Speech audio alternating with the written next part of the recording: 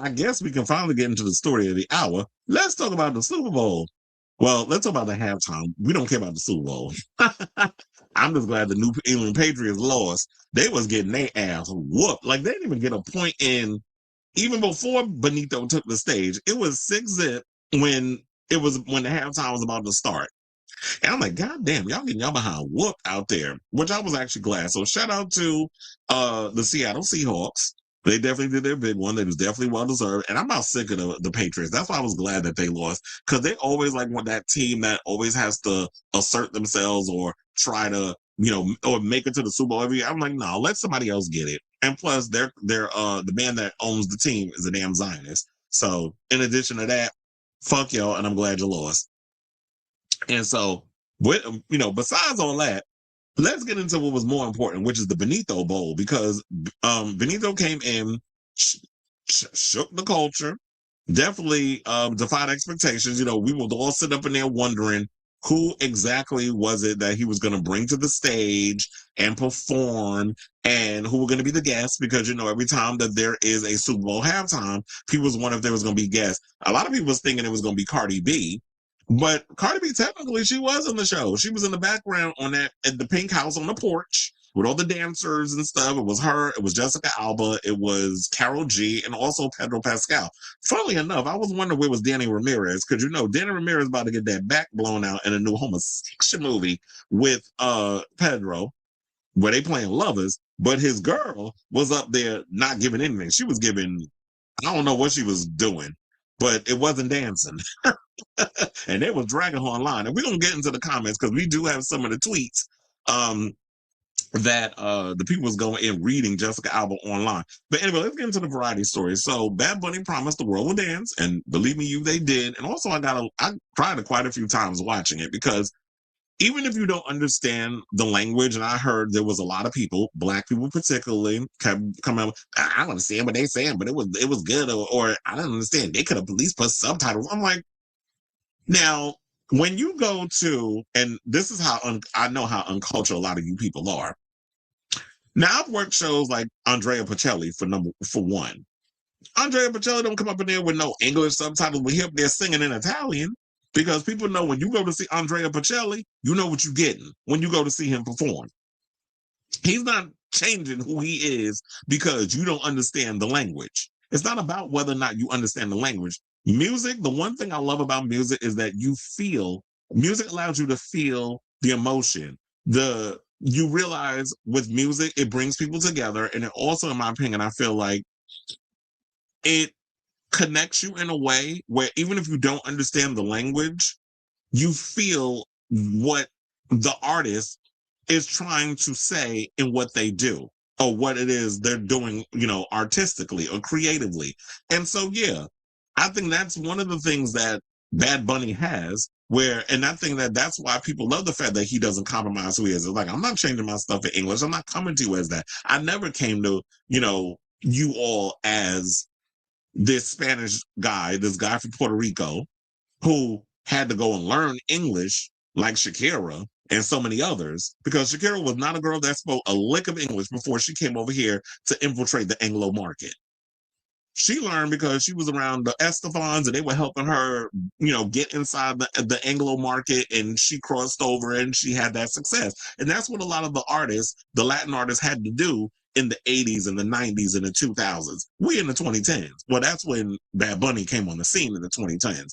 He was coming as he was. And I think because he came as his authentic self, that's why a lot of people respected him and came and took him in. This man is huge in China. You thinking the Chinese up in there saying, oh, well, you need to learn to speak our language for us to understand what you're saying? Of course, in America, you get ignorant ass people that say that. It's the maggots and also black people. So I'm not just going to only put it on them, because there's black people I saw that was in comments and things on my timeline that was saying that dumb shit too. And also getting mad because, then we're going to get into the Chris Brown thing. I know I'm jumping all over the place, so I'm trying to focus. The Chris Brown thing, which kind of pissed me off, because I'm sitting there like, you know what, black people? How many black artists have we had so far that have performed on the Super Bowl stage. Let other people have a moment. Y'all don't always, every black folks don't need to be at the center of attention all the goddamn time. Let other people have a moment too. So one of the things I did notice because I've seen a little bit of the residency, even though I didn't get to go, he did take pieces like sets from the residency and incorporated it into the Super Bowl show. Because there was some video that Apple Music put out where they showed Bad Bunny in like Michael Jackson's suit and all this other stuff. And everybody's like, you spoiling it, you spoiling it. He ain't put nothing in there. I think it was just like a little video they decided to do, a little misdirection, whatever the case was. But all the footage that they showed in that little Apple Music video, none of it made the cut. I'm going to throw y'all off. So, because a lot of y'all are nosy. But, so yeah, the field was set up basically to look similar to the residency he had in Puerto Rico. And they also said that, they had the transforming the space into a Puerto Rico vecindad with a barbershop, liquor store, and the iconic casita, the small house where he would welcome celebrity guests during his Puerto Rico residency. Now, on Sunday night, they had Karol G, Cardi B, Young Miko, Jessica Alba and Pedro Pascal were spotted dancing under the on-field roof as the performance moved through a giant dance floor filled with exuberant dancers at an actual wedding. So that wedding that y'all saw, they actually got married.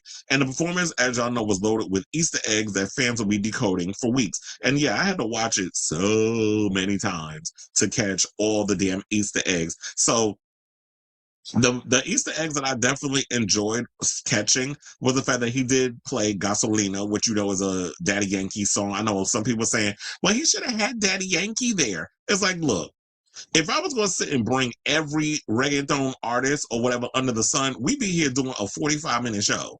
And the thing is, 12 minutes, 13, I think it was like 13 something. I don't remember exactly the number it clocks it in, but I think it was under 14 minutes. There's only so much that you can get out there before people, you can't fit everybody in the thing. So I just like that he was like, you know what, I'm just going to focus on the message I have, which is propping up Puerto Rican culture. And then at the end, that's what he talked about Uruguay and Panama and Dominican Republic and America and all these other places. It felt like something out of West Side Story at the end, but nevertheless, because the way he was saying Panama, Colombia, the way he was saying it was like, it's very much giving the accent in West Side Story. But a Spanish person doing an American accent, or just some actor trying to interpret what a Spanish accent sounds like in West Side Story. So yeah, so that was when the whole uniting thing came in. But for the most part, it was very much Puerto Rico and New York, because there was some New York references up in there too, and we're gonna get to those in a second. So I like the fact that he paid tribute in a way by playing Gasolina. Also, having Ricky Martin come out and sing what's that? What was because I can't remember, I'm like trying to remember the name of the song. Hold on, because I do have a lot of the notes or whatever the case was, where he sang the song, which was about, what was it, like paying homage to Hawaii, because apparently the people in Hawaii are going through the same thing that Puerto Rico is going through, where you have, they're fighting to keep their land. You have all these people coming in trying to gentrify Hawaii. These people trying to fight for their mainland. I think that's even referenced in the new movie. Damn, I can't remember the name. I always forget the name of the film, but the new Jason Momoa, Dave Bautista movie, they kind of mentioned that in a sequence too. Also, shout out to the old lady that owned the Caribbean Social Club, which is known as Tonita, which is basically a Puerto Rican social club in Williamsburg, where at one point, that was the old lady you see that gives Benito the shot. That's basically a reference to her. She is an actual real life person who owns, like I said, the Caribbean Social Club, where a lot of Puerto Ricans and a lot of immigrants would go to seek advice, or they would go to get, help with papers or whatever the case was.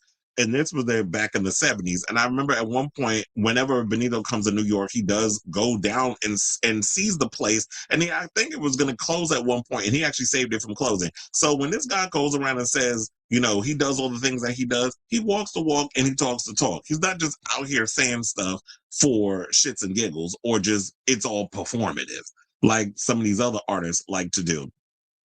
He also said that the set design throughout the show was rich with glimmering with slices of plucked straight from Puerto Rican communities because, like they said, they have the iconic pink La Casita, Paraguay, Coco Frio, the taco stands, depiction of green sugar fields, which is what it opens with, where you see like the ancestors who worked in the sugar fields, and then you see how it goes into, you see that they're, the drinking from the coconuts and all other stuff, and how it spills on down to that. Like it starts in the coconut field, the sugar fields, and then it spills onto the other things. So as you're seeing this, I like that he basically brought a lot of that in, as well as having a real life wedding. I thought that was awesome.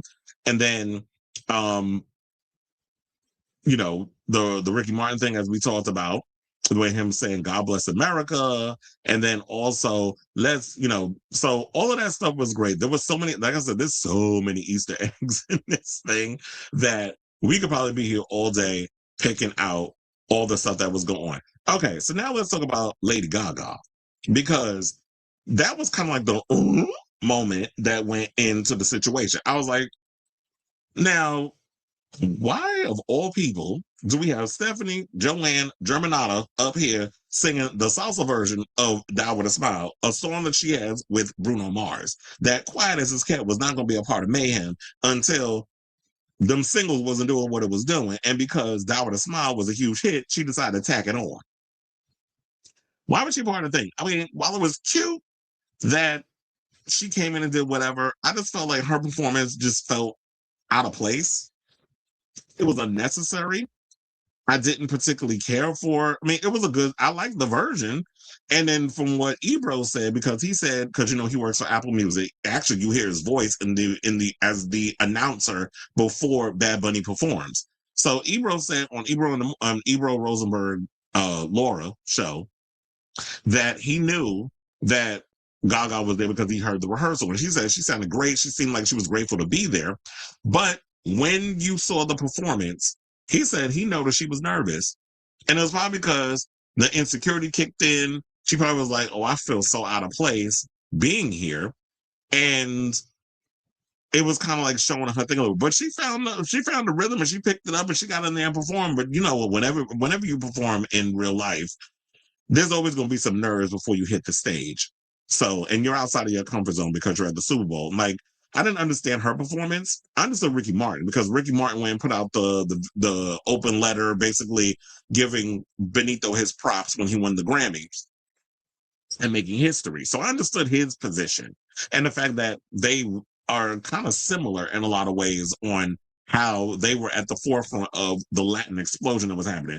Well, Ricky was doing it when it was Spanish to English, when he had to speak the language, when he had to speak English and incorporate a lot of the Latin rhythms in order to cross over into the Anglo market, and Bad Bunny doing it on his own terms. I also found this out, and it shocked the hell out of me. With all these things happening with Bad Bunny, did y'all know he's independent? He's not even signed to a label. Like, he has a distribution deal with Sony, but he's an independent artist. So all that money he's making is going directly in his pocket, and doing that as,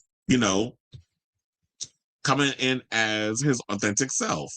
So I didn't understand the whole Lady Gaga situation and why she was there. But I did like this picture, though. I mean, I like the blue dress, and I like seeing Ricky fine behind there, and them two hugging a lot and showing a lot of emotion. And that's the one thing I love about Bad Bunny, is the fact that he is not afraid to show love and affection to people. I also love the fact that when Bad Bunny climbed onto the electric pole, which basically symbolized the power outages that the island regularly experiences because of an outdated electrical grid and the island's susceptibility to natural disasters. So yes, Puerto Rico is a part of the United States. Don't let nobody who's uneducated or don't understand geography tell you different. And they deal with an outdated power grid. And so, yeah, they have power outages. And I love the fact that he brought this into the thing. So all the things that's been happening in the world, he was bringing a lot of this in there. So when people say that his performance was not political, because they would say, oh, they wanted him to wear a dress and all this other stuff. But when he played Lo Perreo Sola, that is the song that he did where he dressed in drag. And it was basically about women that what was it? That was telling them that let women have a moment, let them be sexy, let them do all those things. And so he referenced it in the performance. He wasn't like, you don't have to literally come out and dress in drag for y'all to feel the outrage. It's like, I don't need to do all that to get your attention. I already, with the type of songs that I was picking, um, that sets the point. So yeah, the song El Apagón, it was like, that's like when which literally translates to the power outage. That's basically him criticizing the Puerto Rico and U.S. government's negligence and disregard of the island. Yet and still, you got Jake Paul's stupid retarded ass coming out here saying comments about Bad Bunny and his performance when you got a whole house out in Puerto Rico. So you're the very person that he'd be out here throwing shade at. So, seeing all of that, I just thought it was pretty awesome. And the fact that there was a real life actual wedding that occurred during this whole situation. So shout out to y'all in regards to that. What else? Because there's a lot that we got to get to in regards of. Oh yeah, so before I forget, hold on, because we got to bring up the tweets of the people that was mad over the fact that Lady Gaga was out here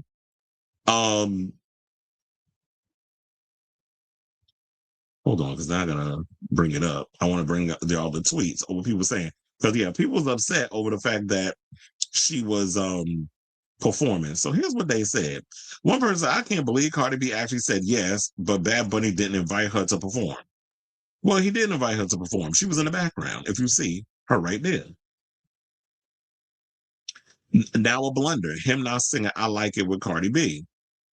I'm so MF and pissed that Lady Gaga performed someone not Latina during the celebration of Latin culture, and then Cardi B was literally on stage and they didn't do I Like It. Well, I do wonder if it had anything to do with, are there any kind of contracts or whatever that's going on? Like that she's currently she's about to go on a tour, so she can't perform alongside. Like, I don't know if that's a thing or if that's a reason, but I definitely, they should have had it on there. Also, J Balvin should have been up there because them two squash they beef. They're on that song together. So that would have been a great moment just to have, even if it was like a little 30-second thing. Didn't bring out Daddy Yankee or Cardi B. Well, look, he referenced Daddy Yankee, but that was cool. But then again, Daddy Yankee talking about he don't do secular music no more. So it's going to be hard to get him to come out there when he talking about I found God and all this other stuff. And he probably doesn't want to perform a lot of those old songs anymore. So another person said, how do you have a song with Cardi B? Cardi B is there, but you bring out Lady Gaga and sing a song that not only are you not on, but is so out of sync and is not even funny. Another person said, why would he get Cardi B a Dominican woman? And why wouldn't he get a Cardi B a Dominican woman instead? He has a song with her and her boyfriend might be ex, was playing the game. Lady Gaga feels so random. And it definitely felt random. But some of the people I know were like, they didn't mind it. But I'm like, no, if it's all going to kind of fit in the thing, I don't want some random person just coming out there and performing. That's my Latina sister, Lady Guadalupe Hernandez Gagita. Okay, that's funny. So yeah, there you have it with that. But I was like, okay, that's pretty funny when y'all got her. Y'all done gave her a Spanish name. What was it again? Lady Guadalupe Hernandez Gagita. Oh, we need to start running with that one. And Nueva York, that's like one of my favorite songs. And Lo que le pasó a Hawaii, that was basically the song that he did in regards to talking about Hawaii and all that other stuff. So, but that was awesome and everything. Now, let's get into this other story because there was another thing, and I know we need to debunk this because a lot of people was running around with this story about the kid that Bad Bunny hands the Grammy over to. So apparently a lot of people was up here saying that was Liam Ramos, who was a little boy that was detained by ICE. When y'all seen that picture where he's facing the car, and I think his father done ran away or something or another, and then the ICE was trying to get him and he left the kid or whatever the case was.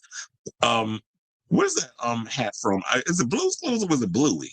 I don't know. I don't know the kids stuff, but I know the little kid. A lot of the kids are into Bluey, so I'm assuming that's what it is. But it's an adorable kid.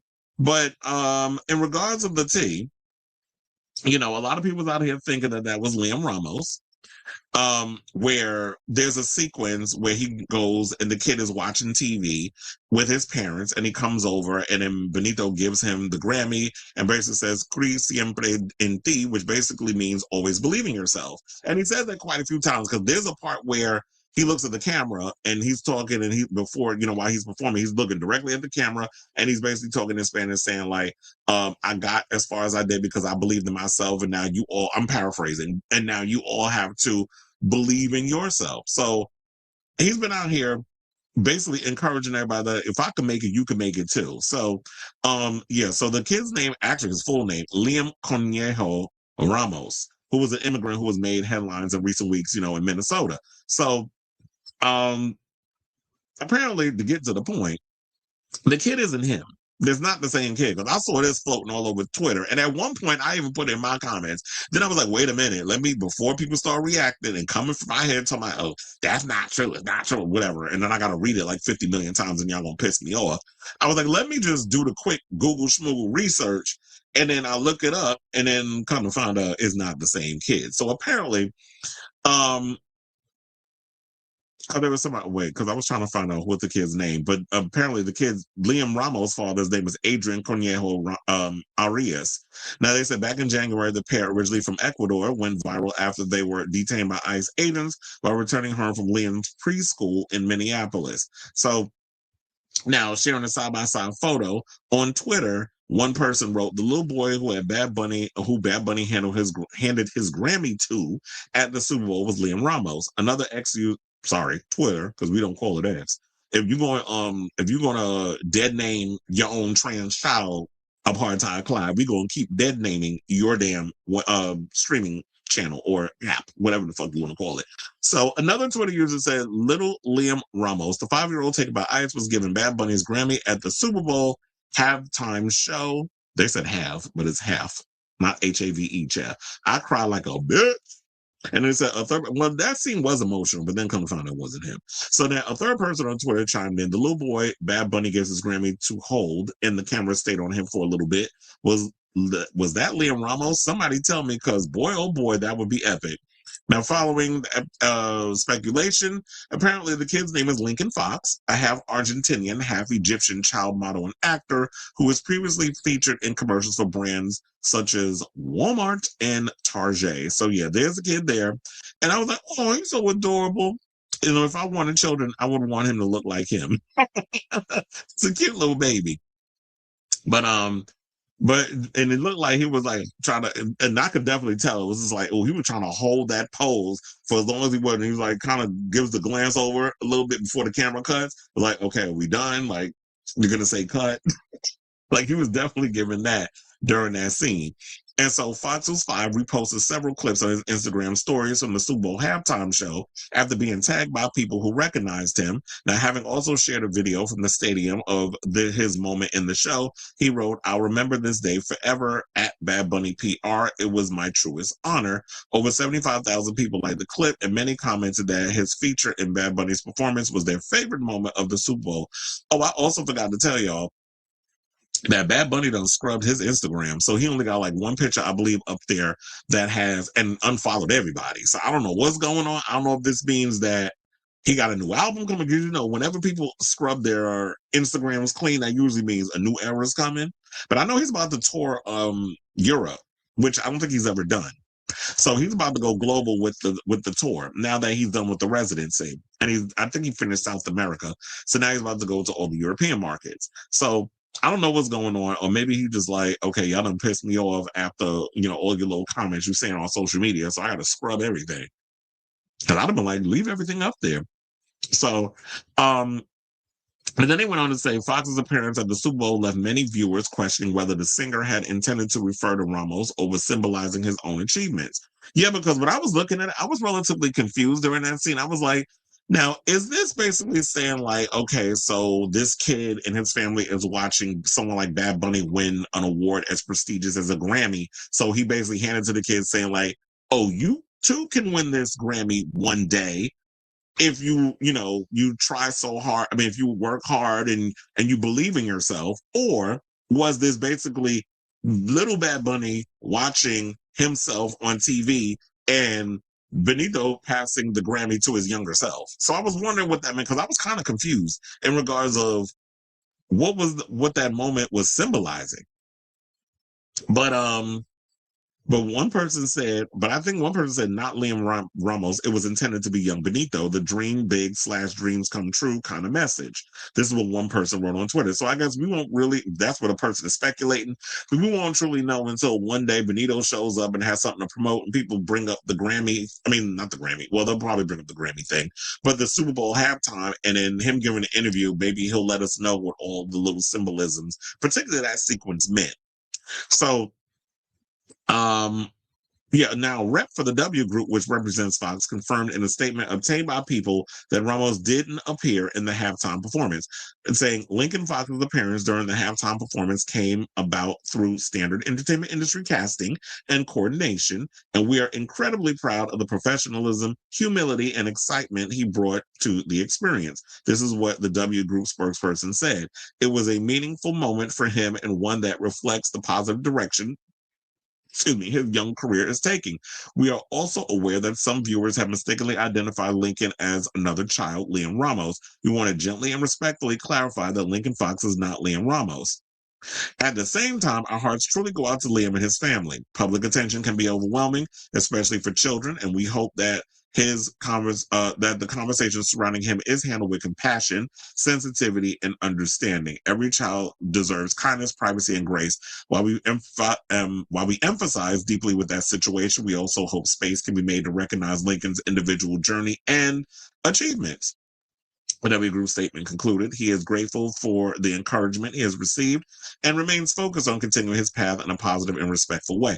Well, look, that's why I said, you got to give kids their space. Like, I know it would be overwhelming for somebody like that. And while that would be an epic moment for Benito to bring out the detained kid, I'm actually glad that he didn't do that, because I feel like it would have came across. I mean, while it would have been an icon moment, like give a face, the middle finger to this administration and this ICE Gestapo, I do feel like it would have kind of come across as exploitative on Liam's part, on Bad Bunny's part, in regards of giving this kid a light in that whole situation. So I'm glad that he didn't go with that move. I'm glad he picked like some young actor to play a younger version of himself, if that was the intent. So shout out to Liam, shout out to Lincoln, and shout out to all the people that made their little moment in the video. The ones that was in the background that, were a part of the stores and all the other stuff that was having their moments or whatever. You got your 15 minutes. So now, after that, there was some drama, conflama, that went down with some of the performers, like Jessica Alba, because apparently social media was dragging her for her dancing, or I should say lack thereof. So even though Cardi B rhythmless ass was up there shaking, all that plastic,